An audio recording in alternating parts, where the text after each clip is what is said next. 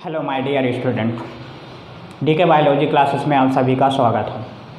Friends, हम पढ़ने वाले हैं आज 12th का सेकंड चैप्टर पुष्पी पादपों में लैंगिक जनन, sexual reproduction in flowering plant. Friends, chapter start करने से पहले यदि आप हमारे चैनल में नए हैं तो चैनल को सब्सक्राइब कर लीजिए, जिससे आने वाली सभी वीडियो का नोटिफिकेशन आप तक आसानी से पहुंच सके। चलिए स्टार्ट करते हैं हम चैप्टर को पहले स्टार्ट करेंगे इंट्रोडक्शन से। इंट्रोडक्शन में हम क्या क्या पढ़ने वाले हैं इस पूरे चैप्टर के अंतर्गत वो हम देखेंगे, ठीक है। तो पहला है इंट्रोडक्शन। इंट्रोडक्शन में हम क्या क्या पढ़ेंगे ये देखते हैं। पहला है अब हम पढ़ रहे हैं क्या, पुष्पी पादपों में लैंगिक जनन। तो लैंगिक जनन क्या होता है इसके पहले हम आपको बता चुके हैं पिछली वीडियोस मतलब फर्स्ट चैप्टर में। अब हम देखेंगे कि लैंगिक जनन में कौन कौन से अंग पार्टिसिपेट करते हैं। लैंगिक जनन में मेल गैमेट और फीमेल गैमेट, नर युग्मक मादा युग्मक का निर्माण किस प्रकार से होता है वो देखेंगे। उनकी संरचना क्या होती है वो देखेंगे, है ना। फिर इनका विकास किस प्रकार से होता है वो देखेंगे, है ना। ये सभी पूरी प्रोसेस हम देखने वाले हैं यहाँ पे, ठीक है। तो पहले हम देखेंगे इंट्रोडक्शन में क्या हम देखेंगे इस चैप्टर में, हम पूरे चैप्टर में यानी स्टार्ट से लेकर लास्ट तक पूरे चैप्टर में हम क्या पढ़ने वाले हैं वो देखेंगे, ठीक है। तो पहला है इंट्रोडक्शन। इसमें हम पहला देखेंगे द्विलिंगी पुष्प की संरचना। द्विलिंगी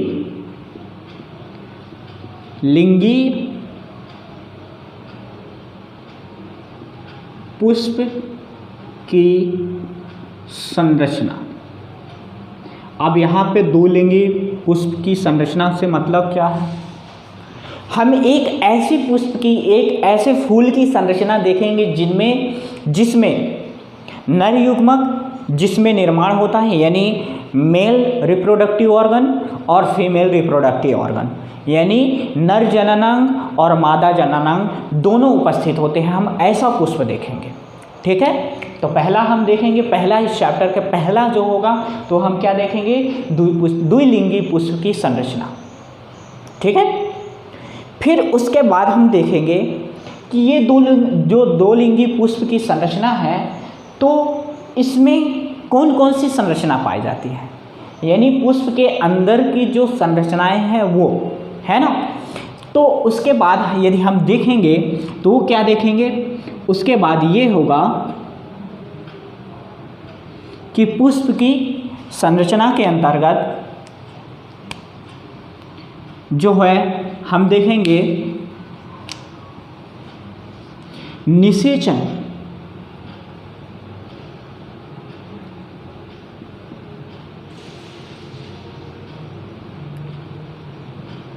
पूर्व की संरचनाएं,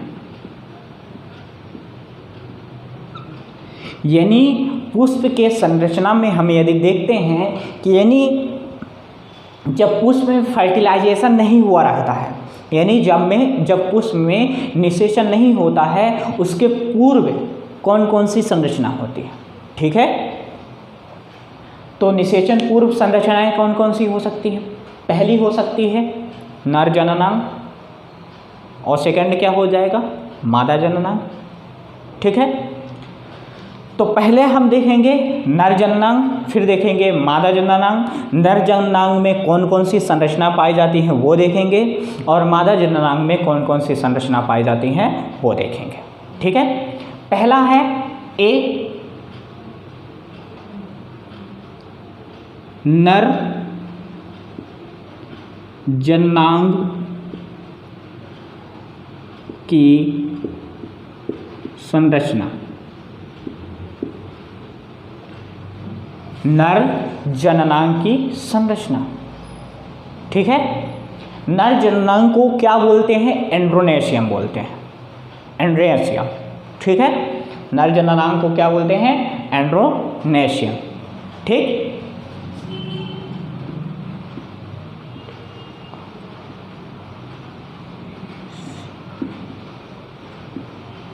क्या बोलते हैं, एंड्रोसियम। ठीक है। अब नर जननांग में कौन कौन सी संरचना पाई जाती है वो देखेंगे। इसमें नर जननांग में जो पहली संरचना होती है वो होता है पुंकेसर। पहली संरचना होती है पुंकेसर, जिसको बोलते हैं स्टेमेन। पुंकेसर, स्टेमेन। ठीक है। उसके बाद क्या आप देखेंगे,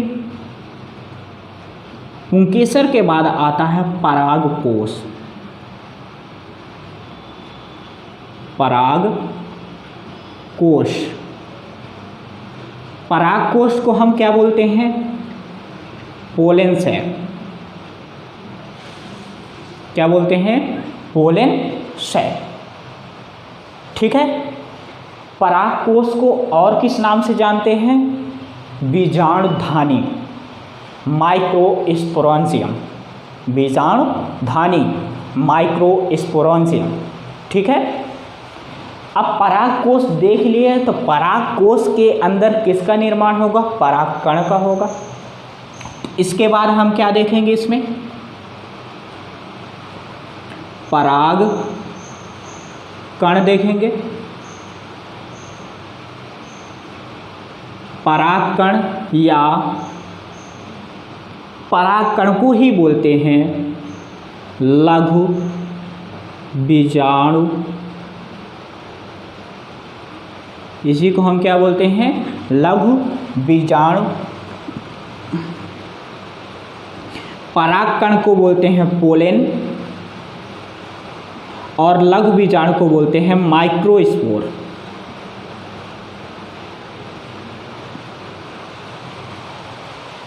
परागकण को क्या बोलते हैं, माइक्रोस्पोर्स। एक माइक्रोस्पोर होगा तो माइक्रोस्पोर्स, और बहुत सारे होंगे तो माइक्रोस्पोर्स। इसके बाद क्या होगा, जब लघु बीजाणु तो बन गया तो इसके बाद कौन सी संरचना होगी ये देखेंगे। तो यहाँ पे जब लघु बीजाणु का निर्माण हो जाता है तो अगली संरचना आती है मेल गैमेट, यानी नर युग्मक।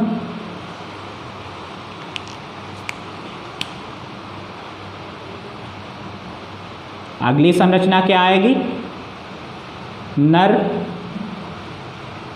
युग्मक।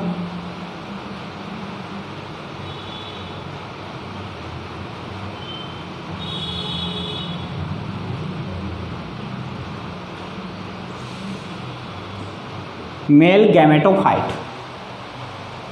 नर युग्मक को क्या बोलते हैं,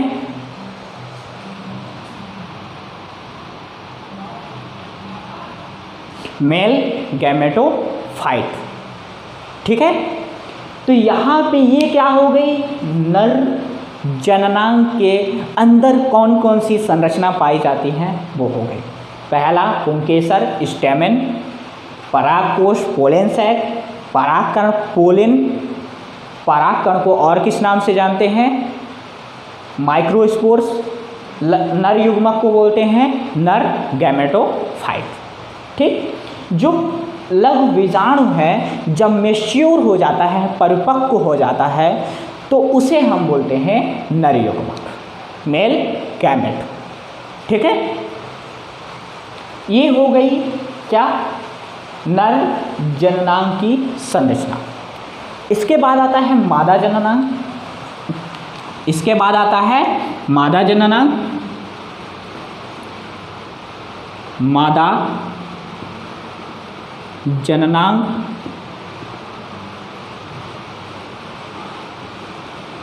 मादा जननांग को और किस नाम से जानते हैं, गायनोसियम।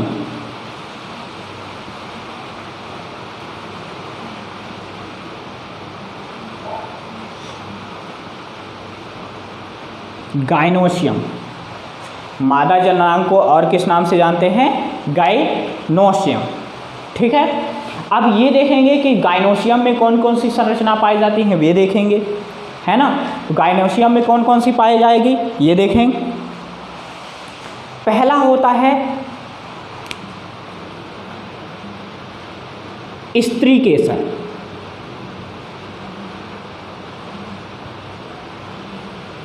पहला होता है स्त्री केसर। स्त्री वे केसर को और किस नाम से जानते हैं? इंग्लिश में कॉर्पल।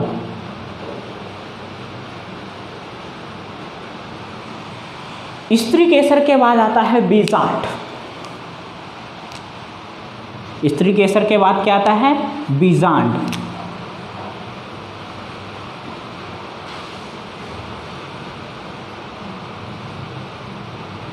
ओव्यूल।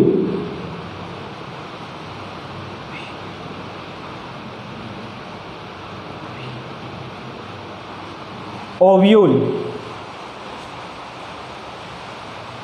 ओव्यूल।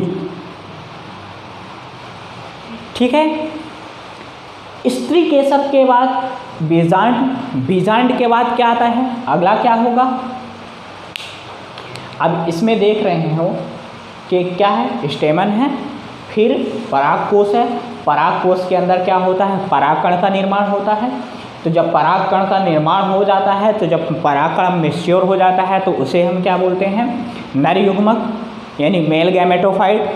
तो इसी तरह है जो मादा युग्मक है, तो इसमें क्या होगा?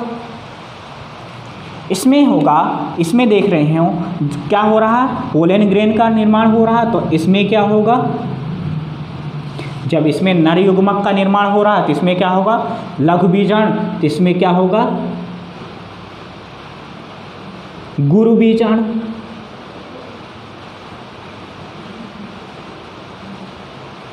इसमें किसका निर्माण होता है? गुरु बीजाणु का।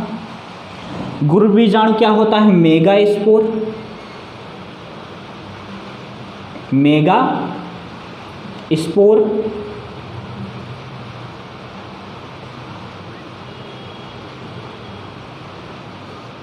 Mega spores. ठीक है। गुरु बीजाणु, लघु बीजाणु, गुरु बीजाणु, लघु बीजाणु को माइक्रोस्पोर, गुरु बीजाणु को मेगा स्पोर। ठीक है।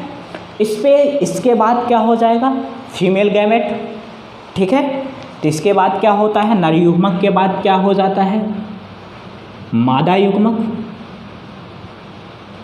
मादा युग्मक, फीमेल गैमेटोफाइट।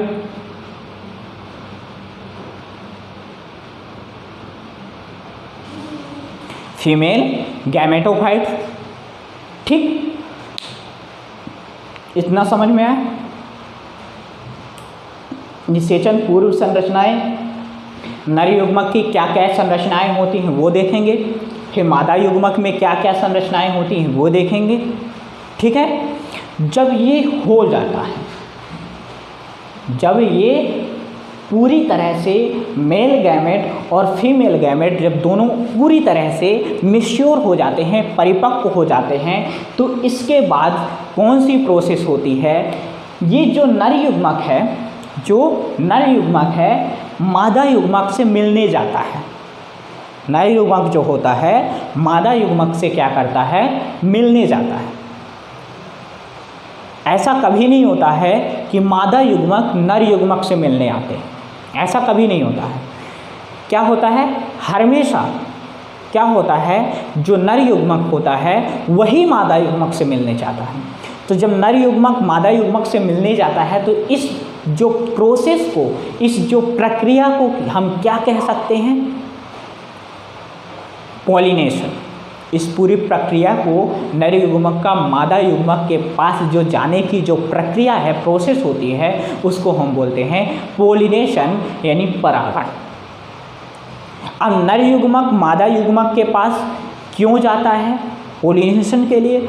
मतलब यदि यहाँ पे एक क्वेश्चन यदि फ्रेम किया जाए तो क्वेश्चन क्या बन सकता है कि जो नर युग्मक होता है वो चलायमान होता है, एक स्थान से दूसरे स्थान तक यदि जा रहा है तो क्या है? उसमें मोबिलिटी है, यानी एक स्थान से दूसरे स्थान तक विचरण की प्रोबेबिलिटी है ना, क्षमता है। लेकिन जो मादा युग्मक है उसमें ये क्षमता नहीं पाई जाती, यानी वह एक स्थान से दूसरे स्थान तक कभी भी कहीं भी नहीं जाता है। ठीक है। तो ये क्या हो गई पूरी निषेचन पूर्व संरचनाएं। ठीक है, इसके बाद जो प्रोसेस आती है निषेचन पूर्व संरचना के बाद जो आता है, उसके बाद आता है परागण। इसके बाद क्या आता है? परागण।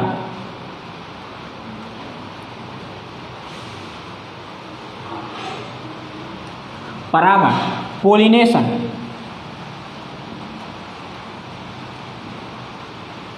पोलिनेशन, ठीक है, परागण, पोलिनेशन। परागण के बाद आता है निषेचन।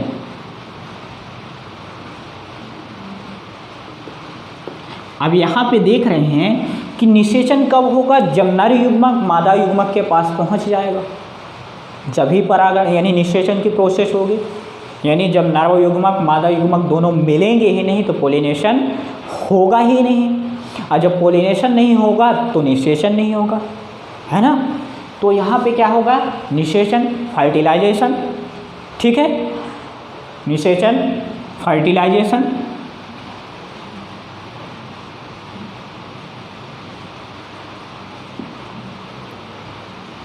निषेचन के बाद जो प्रोसेस होती है, जो निषेचन होता है तो दो तरह से हो सकता है। इसमें डबल फर्टिलाइजेशन यानी डुअल फर्टिलाइजेशन होता है, 2 बार निषेचन होता है ना। तो इस निषेचन के अंतर्गत हम और एक प्रोसेस पढ़ेंगे, डबल फर्टिलाइजेशन। ठीक है, निषेचन ये हो गई। पहले क्या हो गया आपने देखा, निषेचन पूर्व घटना, अब हो गया निषेचन। अब अगली जो घटना होगी यानी अगली जो संरचना होगी वो होगी निषेचन पश्चात घटना। वो क्या होगी? निषेचन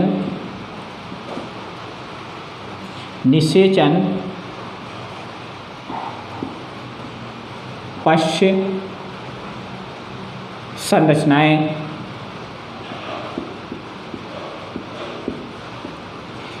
यानी जब निषेचन हो गया तो निषेचन के बाद कौन कौन सी संरचनाएं बन रही हैं वो हम देखेंगे, है ना।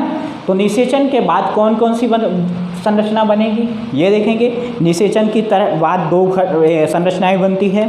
एक होता है भ्रूणपोष,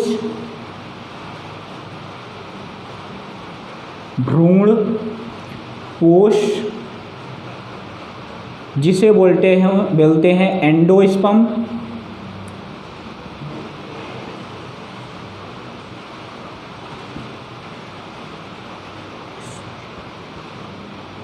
एंडोस्पर्म। और एक बनता है भ्रूण, जिसे बोलते हैं एम्ब्रियो। फिर इसके बाद जो अगली संरचना बनेगी, जब ये दोनों बन जाएंगे, जब ये विकसित हो जाएंगे, इसके बाद एक नई संरचना बनती है जिसे हम बोलते हैं बीज, सीड्स। बहुत सारे बने। ठीक है, तो ये हो गया इस चैप्टर का इंट्रोडक्शन। ठीक है, परिचय। यानी पहले हम क्या देखेंगे, एक द्विलिंगी पुष्प की संरचना देखेंगे। ठीक है, उसके बाद हम क्या देखेंगे, निषेचन पूर्व संरचनाएं। निषेचन पूर्व संरचनाएं क्या क्या होती हैं? वो होती है नर युग्मक और मादा युग्मक का निर्माण। तो नर युग्मक में कौन कौन सी संरचना पाई जाती है, मादा युग्मक में कौन कौन सी संरचना पाई जाती है वो देखेंगे। फिर उसके बाद हम देखेंगे परागण। जब नर युग्मक और मादा युग्मक दोनों एक साथ यानी बन जाते हैं, उनका निर्माण हो जाता है, मैच्योर हो जाते हैं, परिपक्व हो जाते हैं, तो उसके बाद हम देखेंगे परागण। यानी नर युग्मक का मादा युग्मक के पास पहुंचना परागण कहलाएगा। फिर हम देखेंगे निषेचन, फर्टिलाइजेशन। जब नर युग्मक मादा युग्मक दोनों एक साथ पहुंच जाएंगे तो दोनों फ्यूज़ करेंगे, दोनों मिलन करेंगे। मिलन के बाद जो प्रोसेस होगी, मिलन की जो प्रक्रिया होती है उसको हम बोलते हैं फर्टिलाइजेशन। जब फर्टिलाइजेशन हो जाएगी, निषेचन हो जाएगा, तो निषेचन के बाद जो संरचना बनती है, जब दोनों नर युग्मक और मादा युग्मक दोनों मिल जाते हैं तो उसके बाद जो संरचना बनती है तो उसको हम क्या कहते हैं, वो होता है निषेचन पश्च घटना। यानी निषेचन हो गया है, निषेचन की बाद घटना। निषेचन के बाद की घटना में क्या क्या निर्माण होता है, एक होता है भ्रूणपोष जिसको हम बोलते हैं एंडोस्पर्म, और अगला क्या होता है भ्रूण, भ्रूण को हम बोलते हैं एम्ब्रियो। फिर जब ये दोनों विकसित हो जाते हैं, यानी पूरी तरह से मैच्योर हो जाते हैं, तो किसका फॉर्मेशन करते हैं, बीज का। अब जो बीज है, बीज फिर से यदि हम इसको कहीं नमी वाले स्थान पर कहीं इसको हम गाड़ देते हैं तो ये फिर से एक नया प्लांट पौधा का निर्माण करेगा, पादप का निर्माण करेगा, और जो पादप है फिर से एक पुष्प का निर्माण करेगा, पुष्प है ना। और जो पुष्प होगा तो फिर से क्या करेगा, उसमें फिर से यही प्रोसेस होगी, है ना। निषेचन पूर्व घटना, निषेचन और निषेचन पश्च घटना, फिर से रिटर्न से जहाँ से हम स्टार्ट करेंगे वहीं पे पूरी प्रोसेस आके ख़त्म हो जाएगी, है ना। तो ये पूरी चैप्टर का ये एम है ना। इसमें हम ये चीज़ें पढ़ने वाले हैं, ये चीज़ें हम डिस्कस करने वाले हैं, ठीक है। इतना समझ में आया आप सभी को? तो चलिए स्टार्ट करते हैं। पहला हम देखेंगे द्विलिंगी पुष्प की संरचना, ठीक है। चलिए स्टार्ट करते हैं।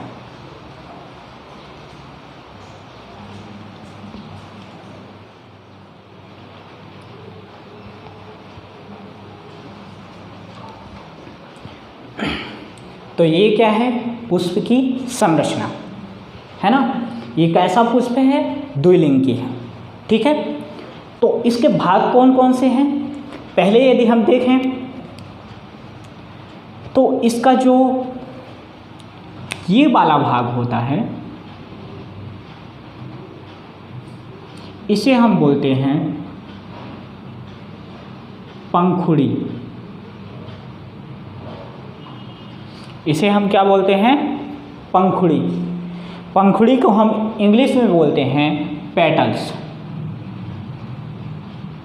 पैटर्न, ठीक। इसका जो ये वाला भाग होता है, इसका ये वाला जो भाग होता है इसको बोलते हैं बाह्यदल, बाह्यदल। इसको बोलते हैं सेपल्स, सेपल्स, ठीक है, ठीक। इसमें अब पुष्प की हम संरचना के अंदर के बारे में देखते हैं। तो इसको हम बोलते हैं, उसको हम बोलते हैं वर्तिकाग्र,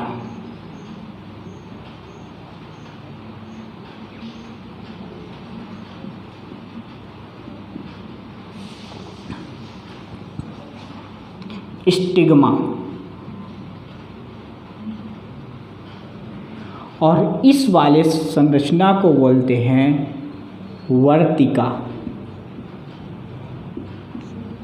स्टाइल, स्टाइल। और इस वाले संरचना को बोलते हैं अंडाशय, इसे बोलते हैं ओवरी, ओवरी। स्टिग्मा, स्टाइल और अंडाशय, ओवरी, ठीक है। ये समझ में आया, स्टिग्मा, स्टाइल और ओवरी, ठीक। जो ये स्टिग्मा, स्टाइल और ओवरी होता है इसको हम साथ में बोलते हैं पिस्टिल। क्या बोलते हैं, इन तीनों को बोलते हैं पिस्टिल।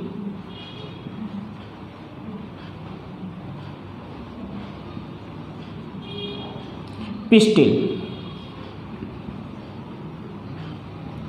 जो ये पिस्टिल होता है यह किसका प्रतिनिधित्व करता है, यह जो प्रतिनिधित्व करता है मादा जननांग का, मादा जननांग का।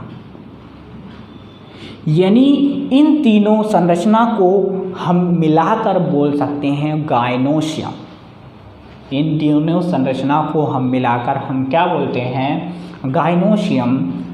इसको हम क्या बोल सकते हैं, गाइनोसियम।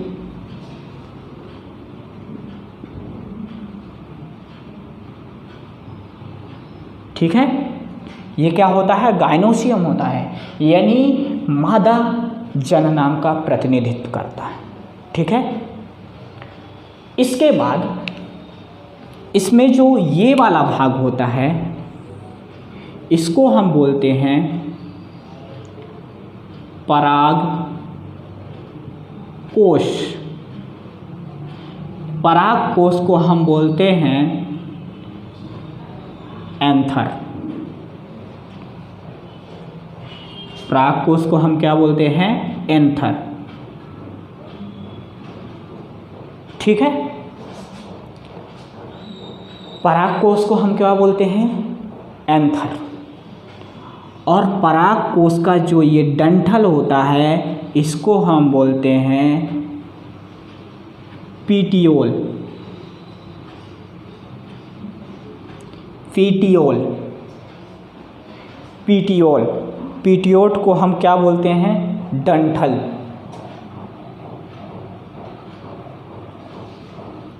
इसी को हम बोलते हैं फिलामेंट। इसी को हम क्या बोलते हैं, फिलामेंट। ठीक है, और इस पूरी संरचना को दोनों को हम मिला के बोलते हैं, इन दोनों संरचना को मिला के बोलते हैं स्टैमेन। क्या बोलते हैं, स्टैमेन। जो स्टैमेन होता है यह प्रतिनिधित्व करता है नर जननांग का। ये किसका प्रतिनिधित्व करता है, नर जननांग का। ठीक, नर जननांग का मतलब होता है, नर जननांग का मतलब होता है एंड्रोनेशियम। एंड्रोनेशियम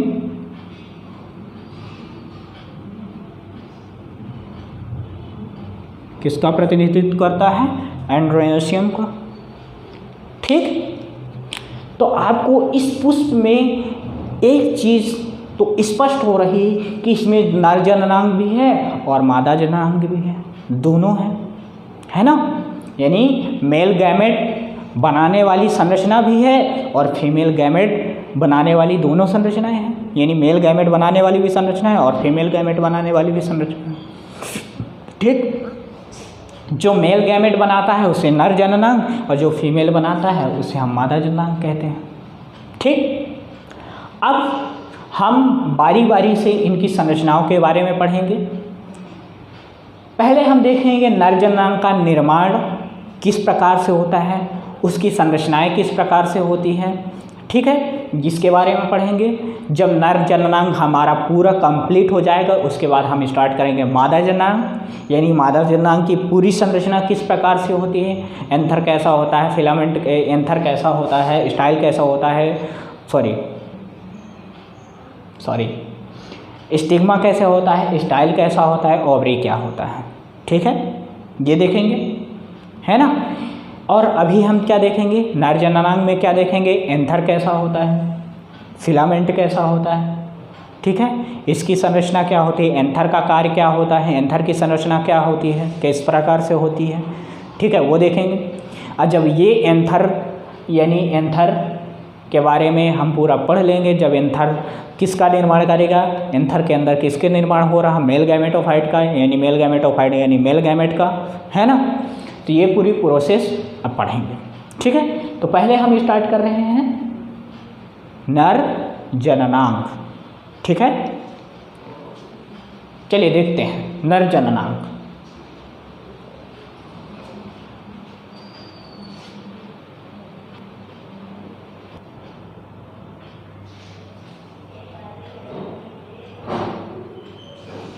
तो अब क्या है, नर जननांग। अब क्या है, नर जननांग। नर जननांग को हम क्या बोलते हैं, एंड्रोनेशियम।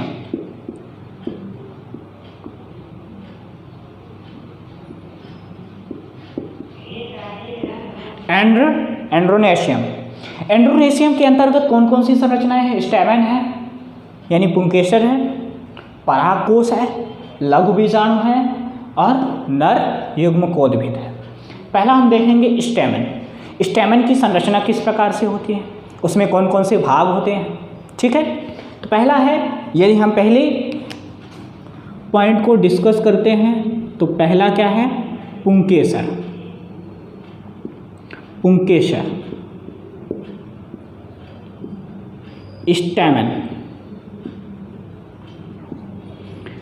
ठीक है। जो स्टैमेन होता है यह मुख्यतः दो भागों से मिलकर बना होता है, जो कुछ इस प्रकार से होता है। इसकी संरचना कुछ इस प्रकार से होती है। स्टैमेन की संरचना कुछ इस प्रकार से होती है। ये होता है स्टैमेन, ठीक है। स्टैमेन में ये जो दो भाग होते हैं, ये वाला भाग होता है पराग कोश और ये वाला होता है फिलामेंट, यानी ये होता है एंथर और ये वाला होता है फिलामेंट, ठीक है। अब हम क्या करते हैं, जो ये एंथर होता है, ये वाला जो एंथर होता है, यदि इसका हम ट्रांसफर सेक्शन यदि हम काट को इसको देखें तो इसकी संरचना किस प्रकार से होती है, जो हम इधर देखने वाले हैं कुछ इस प्रकार से होती है। जो एंथर है इसकी संरचना कुछ इस प्रकार से होती है। यदि हम उसके ट्रांसफर सेक्शन को काटें, यानी उसके ऊपरी भाग को हम काटें, तो उसकी संरचना, उसकी बनावट किस प्रकार से होती है, कुछ इस प्रकार से, जो हम कुछ आपको बताने वाले, दर्शाने वाले हैं। ये देखिए, यानी एंथर की संरचना किस प्रकार से होती है, उसका बनावट किस प्रकार से होता है। ये देखिए,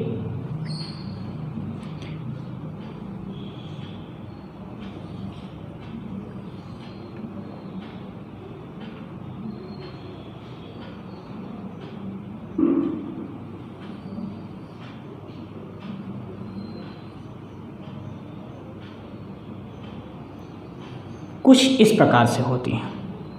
जो एंथर की संरचना होती है कुछ इस प्रकार से होती है। आपको समझ में आ रहा होगा। कृपया ध्यान दें बोर्ड की तरफ, इधर उधर ना देखें, अधिक अच्छा होगा आपके लिए। ये क्या होता है, कुछ इस प्रकार से होता है, ठीक है। एंथर की संरचना, यदि हम इसका ट्रांसफर सेक्शन काटते हैं तो उसका जो ऊपरी भाग होता है कुछ इस प्रकार से होता है।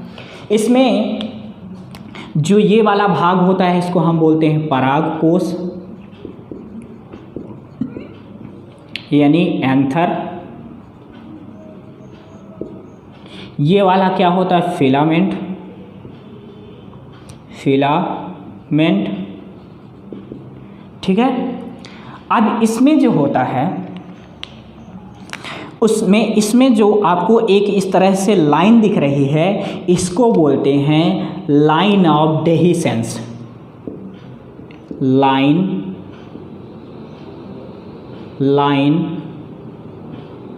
Of dehiscence.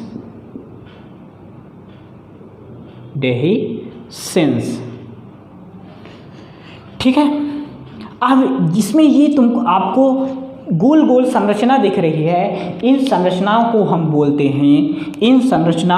बोलते हैं लघु बीजाणुधानी। लघु बीजाणुधानी।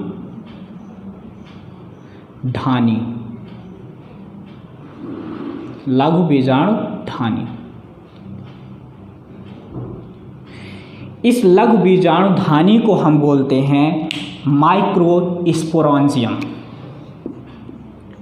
माइक्रोस्पोरेंजियम, लघु बीजाणुधानी। जो लघु बीजाणुधानी होती है, लघु बीजाणुधानी के अंदर ही लघु बीजाणुओं का निर्माण होता है।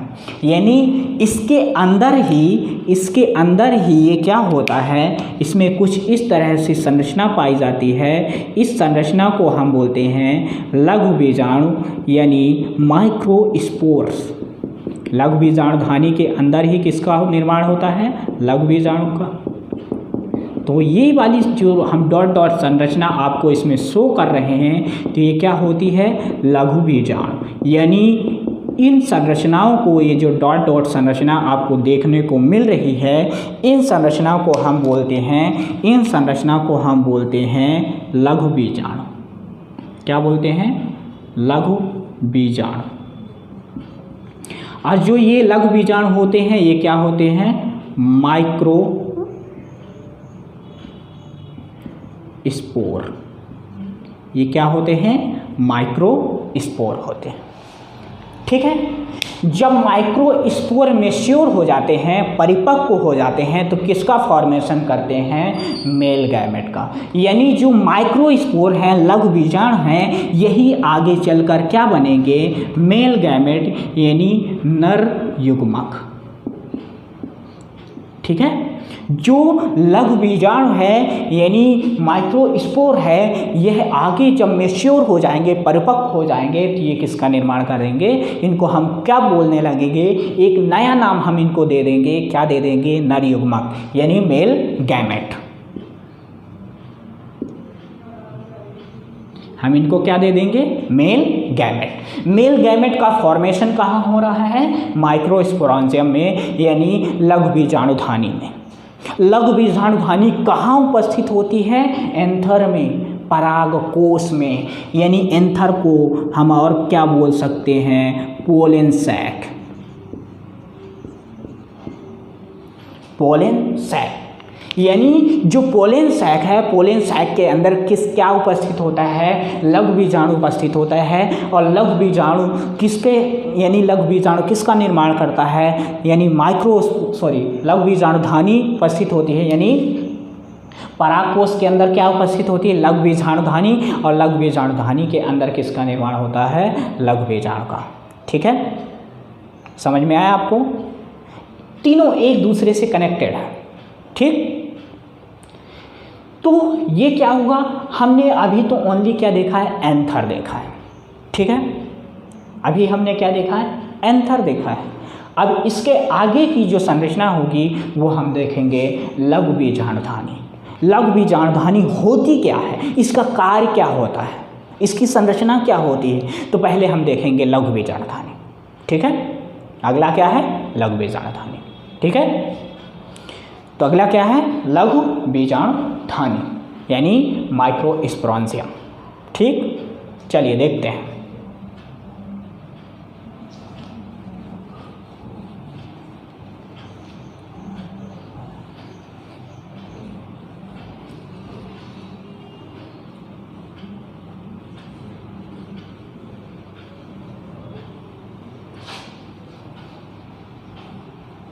मज़ा आ रहा आप लोगों को, बिल्कुल समझ में आ रहा।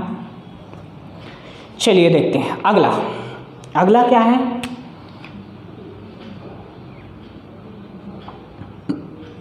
लघु बीजाणुधानी।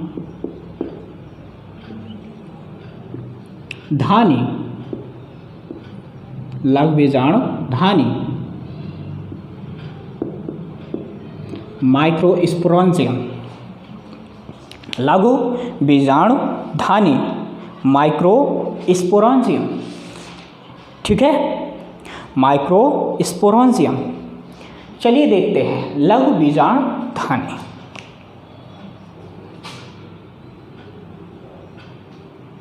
लघु बीजाणुधानी, अभी अभी आपने देखा था लघु बीजाणुधानी की संरचना जो होती है।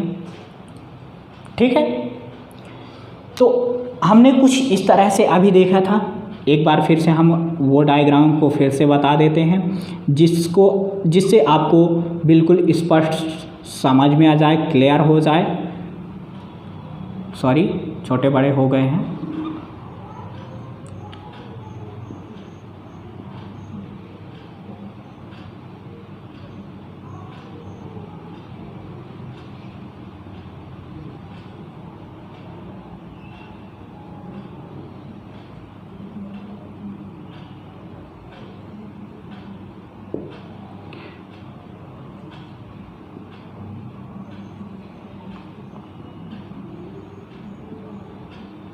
इसमें आप देख रहे हैं कि जो ये परागकोश है, जो परागकोश है, तो इसमें आप देख रहे हैं कि दो पालियों में यानी दो लोब्ड में क्या होता है, डिवाइड होता है। यानी ये वाली जो हमने आपको अभी कुछ टाइम पहले आपको हमने बताया था कि इस लाइन को बोलते हैं लाइन ऑफ, इसको हम बोलते हैं लाइन ऑफ डेहिसेंस। इसका मतलब क्या होता है? लाइन ऑफ डेहिसेंस का मतलब ये होता है कि यह लाइन जब क्या होता है, परागकोश पोलन सैक जो होता है परिपक्व हो जाता है, बिल्कुल मैच्योर हो जाता है, तो इसमें जो बीजाणु होते हैं तो उनके स्फुटन का मतलब होता है यानी इचिंग, यानी परागकोण को बाहर, यानी पराग जो कण है उनको बाहर निकालने का कार्य करता है।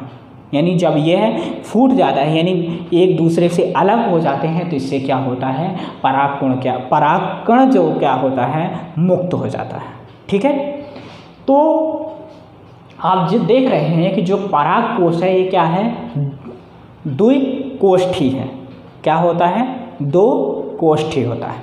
ठीक है, यानी ये यदि इसको हम यदि डिवाइड करते हैं, यदि हम इसको बीच से डिवाइड कर दें तो यह किस में, दो भागों में डिवाइड हो जाता है। ठीक है, और जब यह दो भागों में डिवाइड हो जाता है तो इसको हम बोलते हैं द्विकोष्ठी। ठीक है, यदि हम इसको दो कोष्ठों में यदि हम इसको कुछ इस तरह से यदि हम डिवाइड करें, यानी समझाने की आपको कोशिश करें तो आप समझने की थोड़ा ज़रा कोशिश करेंगे।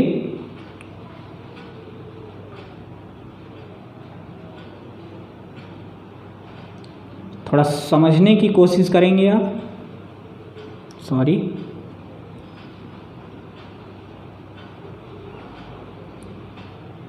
यदि हम इसको डिवाइड करेंगे तो इसकी संरचना कुछ इस तरह से हमें प्रतीत होगी, आपको भी हमें भी।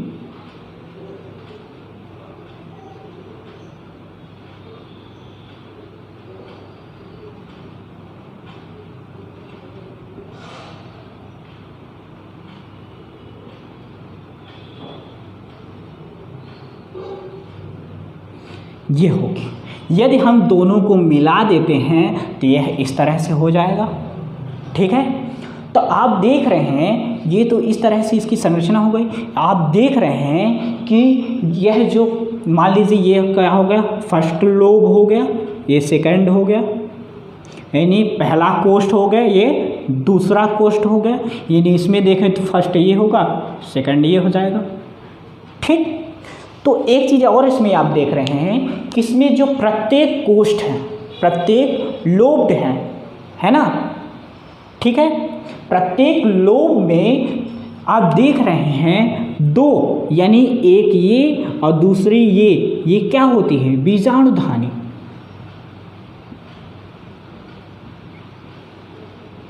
यानी प्रत्येक लोब में दो बीजाणुधानी उपस्थित होती है। ठीक है, समझ में आ रहा है आपको कि नहीं?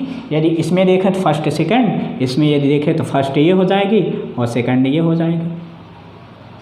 तो आप देख रहे हैं कि जो परागकोश है, तो परागकोश को यदि हम बीच से उसको डिवाइड करें तो वह दो लोब यानी दो कोष्ठों में डिवाइड हो जाता है। और जब हम दो कोष्ठों में डिवाइड कर देते हैं तो उसमें हमें देखने को मिलता है कि प्रत्येक लोब यानी एक लोब में दो बीजाणुधानी उपस्थित होती हैं। यानी एक लोब में दो माइक्रोस्पोरेंजियम प्रेजेंट होती है, यानी फर्स्ट और सेकंड माइक्रोस्पोरेंजियम। इसमें फर्स्ट और सेकंड माइक्रोस्पोरेंजियम यानी लघु बीजाणुधानी। ठीक है, यानी प्रत्येक लोब में दो बीजाणुधानी उपस्थित होते हैं। ठीक है, और जो प्रत्येक बीजाणुधानी होती है यह विकसित होकर, जो प्रत्येक बीजाणुधानी होती है यह विकसित होकर पोलन सैक का क्या करती है, निर्माण करती है। यानी आगे ये क्या होती है, एक तरह से बीजाणुधानी जो होती है माइक्रोस्पोर मदर सेल की तरह कार्य करती है। माइक्रोस्पोर मदर सेल लघु बीजाणुधानी कि जो ये संरचना होती है यह आगे विकसित होकर माइक्रोस्पोर मदर सेल यानी लघु बीजाणु मदर यानी कि लघु बीजाणुधानी की जो मदर सेल होती है वो होती है, यानी इसी से क्या होगा, लघु बीजाणु का क्या होगा, निर्माण होगा, यानी माइक्रोस्पोर का निर्माण होगा। ठीक है, तो ये क्या होगी, लघु बीजाणुधानी होती है, यानी प्रत्येक लोब में कितनी बीजाणुधानी होती है, 2 बीजाणुधानी होती है। और जो बीजाणुधानी होती है ये आगे विकसित होकर किसका निर्माण करेगी, पोलन सैक का निर्माण करती है, यानी पराग पुटिका का। ठीक है, ये आगे किसका निर्माण करेगी, पोलन सैक। ये लघु बीजाणुधानी होती है, ये जो लघु बीजाणुधानी होती है तो ये आगे किसका निर्माण करेगी, पराग पुटिका, पोलन सैक, पराग पुटिका का निर्माण करते हैं।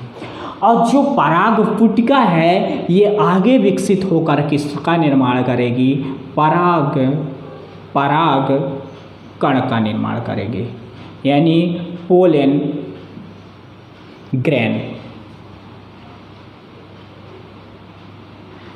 ग्रेन्स का निर्माण करेंगे। ठीक है, पोलन ग्रेन का निर्माण करेंगे, ग्रेन एक एस डबल। तो आप देख रहे हैं कि जो प्रत्येक परागकोश होता है,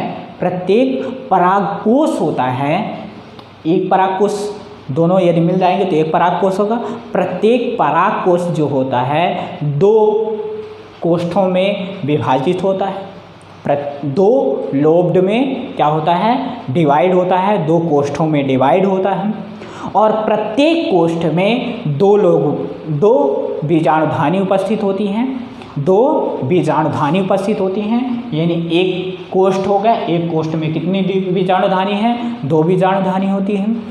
और जो प्रत्येक बीजाणुधानी होती है तो किसका निर्माण करती है, पराग पुटिका का निर्माण करती है, यानी पोलन सैक का निर्माण करती है। और जो पराग पुटिका होती है आगे विकसित होकर किसका निर्माण करती है, पराग कण, यानी इसको हम बोलते हैं लघु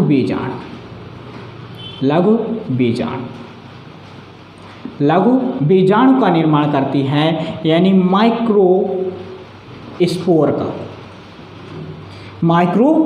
का निर्माण करती हैं। और ये जो माइक्रोस्पोर होते हैं ये आगे विकसित होकर किसका निर्माण करते हैं, मेल गैमेट का। ये आगे विकसित होकर किसका निर्माण करते हैं, मेल गैमेट का। ठीक है, ये पूरी प्रोसेस आपको समझ में आई होगी, हम उम्मीद करते हैं। लघु बीजाणुधानी का कार्य क्या होगा, ये कार्य हम पढ़ रहे हैं, संरचना नहीं पढ़ रहे हैं, कार्य है, उसमें उसका कार्य क्या है, वो क्या कार्य करती है, किस प्रकार से उसके अंदर यानी माइक्रोस्पोर का निर्माण हो रहा है, यानी मेल गैमेट का किस प्रकार से निर्माण हो रहा है वो बता रहे हैं। ठीक है, कितना समझ में आ रहा है आपको। चलिए देखते हैं अगला क्या है, लघु बीजाणुधानी की संरचना।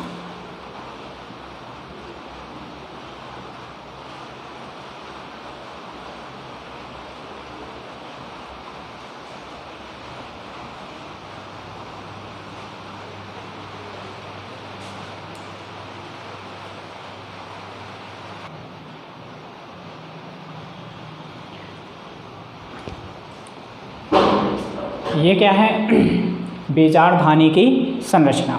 ठीक है, अब बीजाणुधानी की संरचना, पहले यदि हम बीजाणु यानी परागकोश को यदि अलग करते हैं, थोड़ा सा लेते हैं तो इस तरह से होता है। यदि हम उसको और थोड़ा इंक्रीज रूप में यानी बड़े रूप में देखते हैं तो उसकी संरचना कुछ इस प्रकार से हमें दिखाई देती है। ठीक है, इसमें से जो ये बाह्य परत होती है, इस बाह्य परत को बोलते हैं एपिडर्मिस।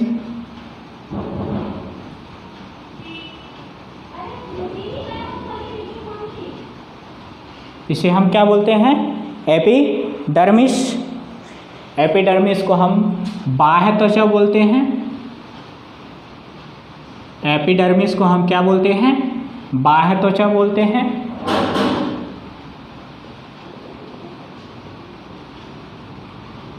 इसको हम क्या बोलते हैं, बाह्य त्वचा।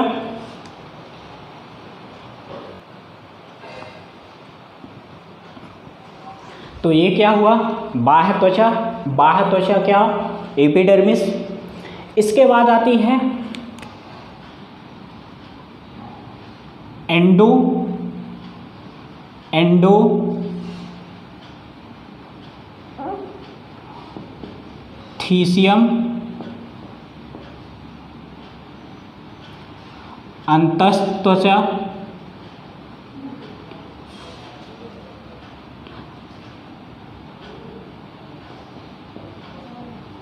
अंतस्त्वचा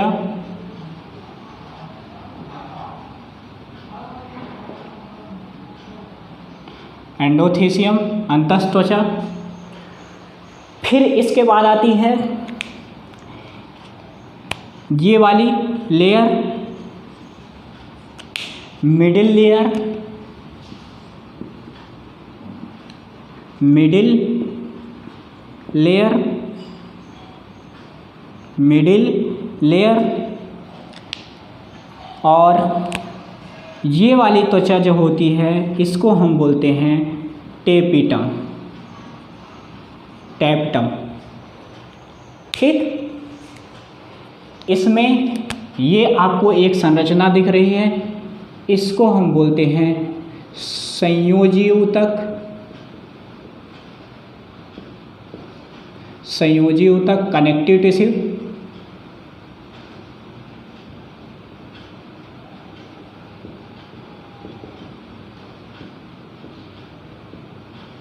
कनेक्टिव टिश्यू, ठीक है।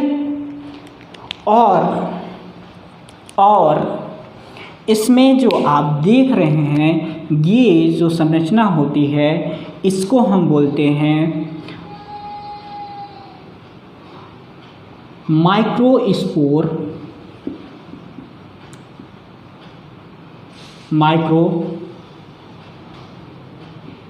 माइक्रोस्पोर मदर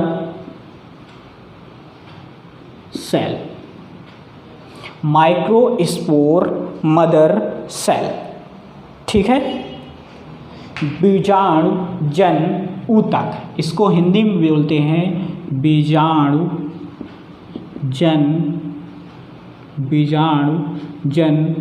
ऊतक, ठीक है।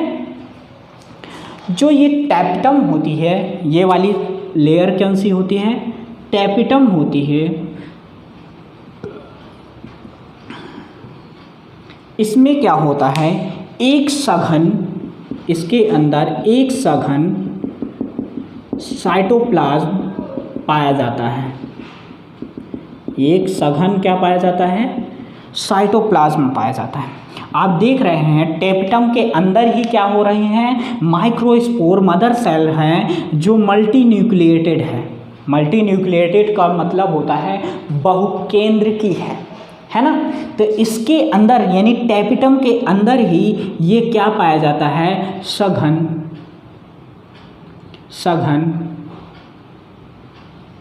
द्रव्य, साइटोप्लाज्म, ठीक है। तो इतना समझ में आया आपको। इसकी बाह्य परत क्या होती है, एपिडर्मिस, एंडोथीसियम, टैपिटम और मिडिल लेयर। आप देख रहे हैं ये फर्स्ट हो गई, ये सेकंड हो गई, ये थर्ड हो गई, ये फोर्थ हो गई। तो आप देख रहे हैं कि जो लघु बीजाणुधानी होती है वह 4 परतों से मिलकर बनी होती है, ठीक है।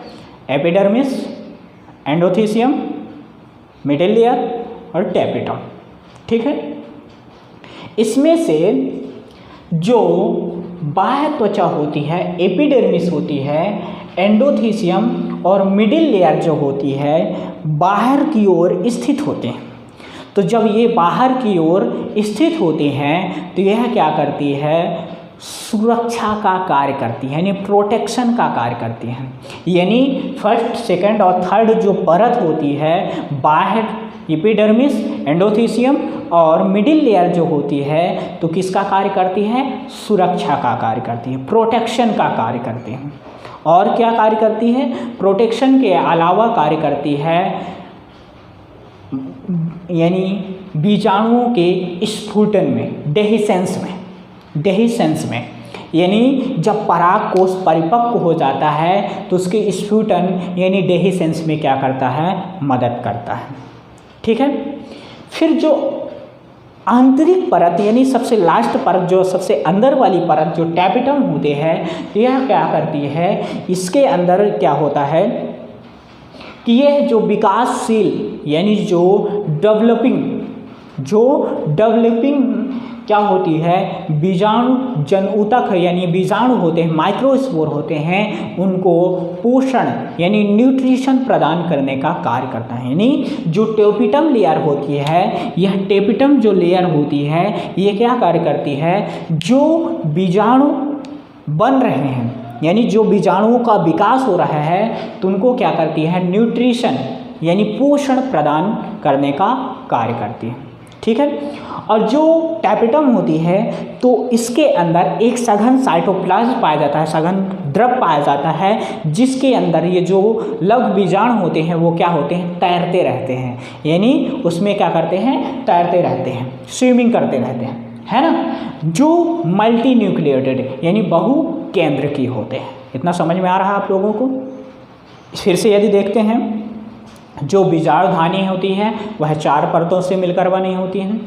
पहली बाह्य त्वचा एपिडर्मिस, अंतस्थ त्वचा एंडोथीशियम, मिडिल लेयर टैपेटम। ठीक है।